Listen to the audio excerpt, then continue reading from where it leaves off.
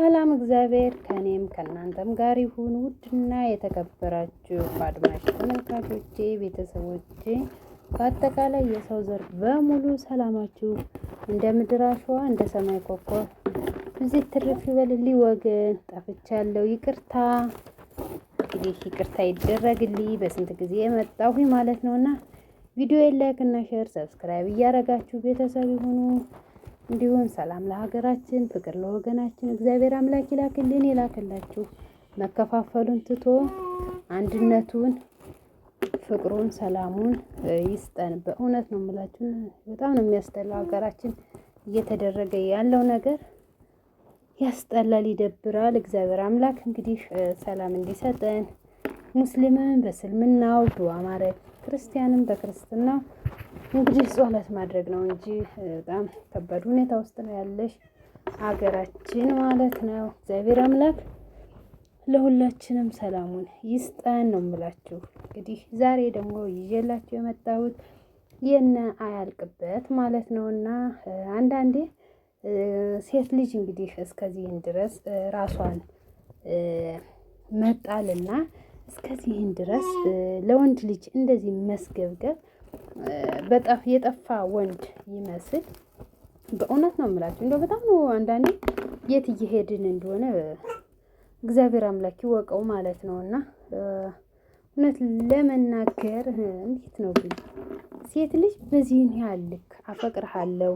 እወድሃለሁ፣ ቀለበት አድርግልኝ፣ ሽምግልና ላክ እያለሽ እንግዲህ ሄርሜላ አብርሽን ትጨቀጭቀዋለሽ ማለት ነው።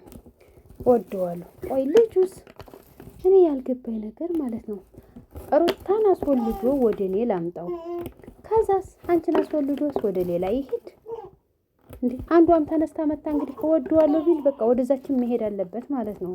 በዚህ አይነት እንደዛ መሰለ ነገሩ ተጀምሮ ያለ።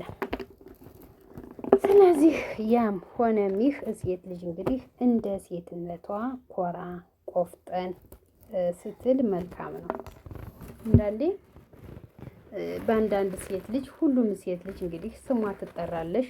ስንት ጠንካራ እህቶቻችን እያሉ እንግዲህ ሴት እኮ በዛሬ ጊዜ እኮ ስንት ነገር ይባላል። እና እባካችሁ ቆይ ድምፅ እንዳይገባ እባክሽ፣ በእውነት ነው የምለው እንደው በቃ እኔ አላቅም።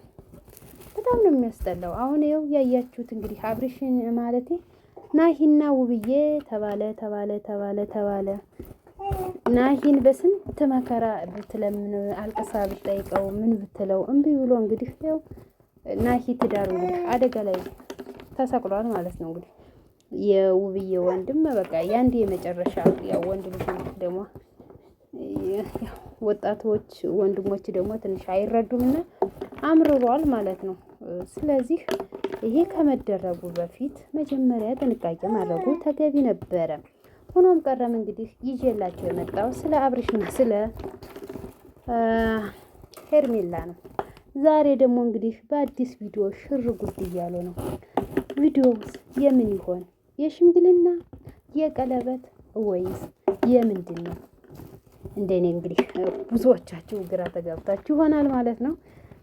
ሆኖም ቀረም እንግዲህ ሴት ልጅ እንደ ሴትነቷ ኮራ ቆፍጠን ማለት አለባት። በአንዳንድ ሴቶች እባካችሁ ሁሉንም ተጠቅሎ ሴት የዛሬ ጊዜ እኮ ሴቱ እስማም አይን አውጥቷል እየተባልን ነው ያለንና እባካችሁ ባለትዳር ወንድ ባትንጠለጠሉ እንደ እህትነቴ ስመክራችሁ ወይም እንደ ጓደኝነት መልካም ነው። አሁን እኔ ለምሳሌ እኔ ከትዳሬ ላይ ሌላ ወንድ ሌላ ሴት መታ እንደዚህ ብትል አስባችሁታል? ልጅ አለ። በቃ በጣም ከባድ ነው ደግሞ እዚህ ሀገር ኑሮ ማለት ነው። እና ያስጠላል።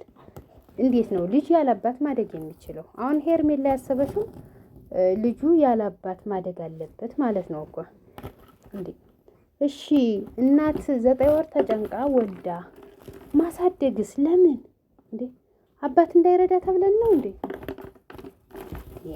በእውነት ኧረ በስመ አብ ደግሞ አለማፈርስ ጭራሽ ደግሞ እንደትሽ ልቤና ጓጉተህ ቅብርጥሴ። ለነገሩ አንዳንዴ መልካም ጓደኛም ይጠቅማል። መጥፎም ጓደኛ ይጎዳል የሚባለው ሐሰት የለውም። እኔ ወንዶቹ ራሱ አገብጋሽ ቀባጮች ናቸው በእውነት። ሩታ እህታችሁ ብትሆንስ? ሰቡት እስኪ ምን ማለት ነው? ኧረ በስመ አብ በእውነት በጣም ነው የሚያሳፍረው የሚደብረው። ስለዚህ እኔ አብርሽም ራሱ መልካም ሰው ቢኮንም እኮ ታዲያ እንዴ ከትዳርና ከህይወት በላይ ለሰው ልጅ ነው እንዴ ህይወትን አሳልፎ የሚሰጠው? ምንድነው? አብርሽ መልካም ሰው ኦኬ ይሁን፣ ግን እንዴ ቢያንስ እኮ ለሚስቱ ጊዜ እና ቦታ መስጠት አለበት። አታድርግ የተባለውን ነገር አለማድረግ ነው አለቀ። እና ከወንደላጤ ጋር መንዘላዘል ተገቢ ነው? እንደኔ ተገቢ አይደለም ብዬ ነው የማምነው። ካስቀየምኳችሁ እንግዲህ ይቅርታ። ፕሮግራሙ ግን የምን ይሆን እየጓጓችሁ እስኪ እንግዲህ ሰዓቱ እስከሚደርስ ያው መቼም እኛንማ አታፈምሱና እኛንማ እንግዲህ እህቶቻችሁን ላይክ እና ሼር ሰብስክራይብ ማድረግ የለም። በመስለ የሆነ ሰው ነው የምታሽቃብጡ።